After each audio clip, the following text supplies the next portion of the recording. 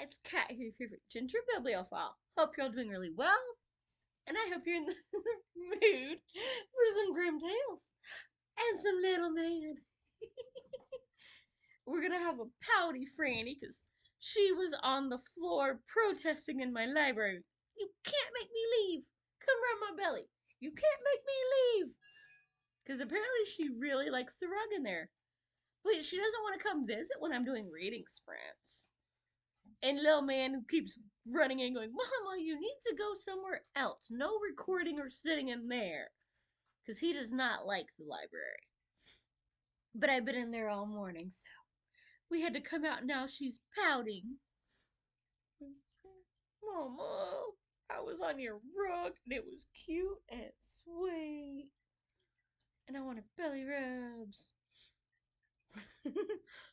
I think it's because that's one of the coldest room in the house, and she's a fluffy girl, so she likes it cold.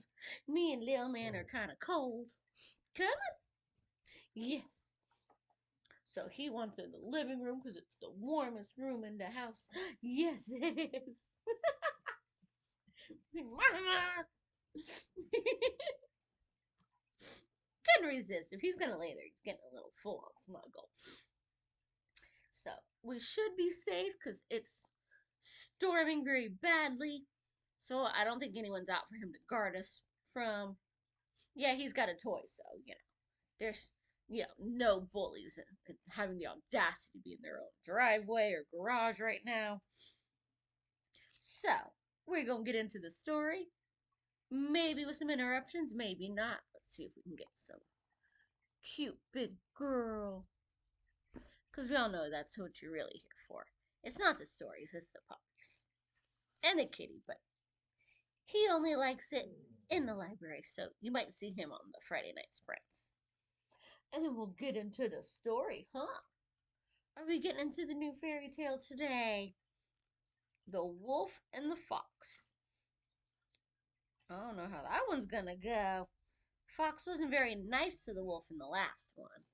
And oh, we're getting a little ding. So let's open that so it stops making all that noise.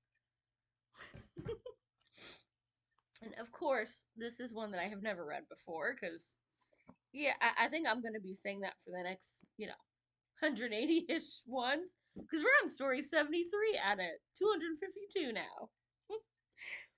The wolf had the fox living with him, and since the wolf was stronger, the fox had to do whatever the wolf wanted. That ain't always true. The smaller ones are sneaky.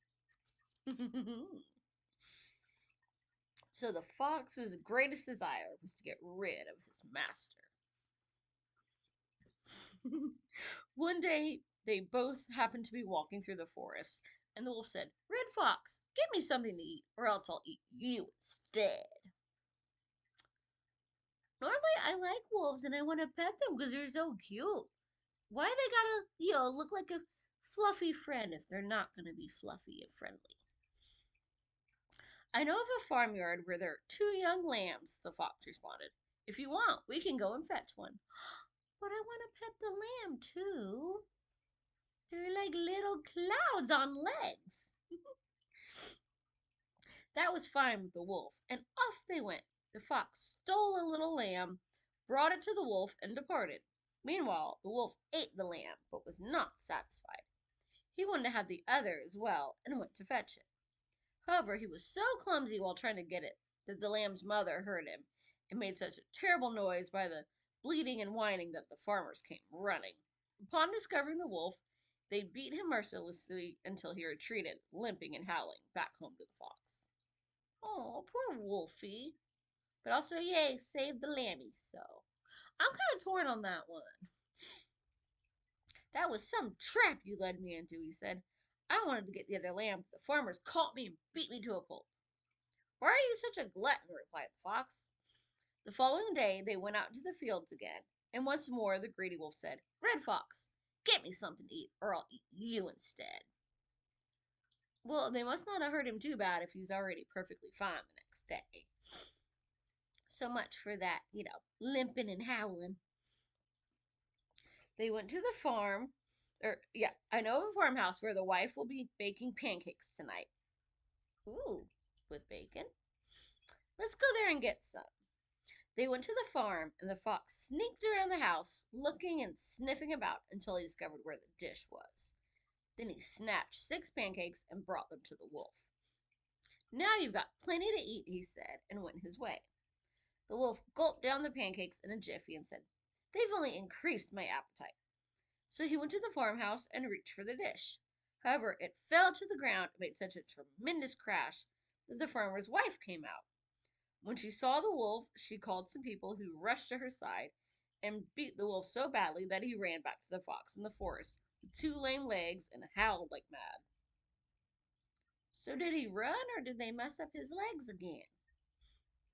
That wolf is. They're supposed to be good at hunting and whatnot. I don't think this one's very good at it. He might need some help learning to wolf. That was some nasty trap you led me into, he exclaimed. The farmers caught me and tanned my hide. I haven't heard that expression in a minute. However, the fox answered, Why are you such a glutton? On the 3rd day, they went out to the fields again, and although the wolf could only limp with great difficulty, he said, Red Fox, get me something to eat, or I'll eat you instead. I know of a man who's been doing some slaughtering, and the salted meat is in a barrel in his cellar. Let's go and get it. This time I'm going to tag along with you, said the wolf. Then you can help me if I can't get away. That's all right with me, said the fox, and he showed him all the shortcuts and ways that enabled them finally to get into the cellar. There they found plenty of meat, and immediately the wolf began gobbling it down. I've got some time before I have to stop, he thought.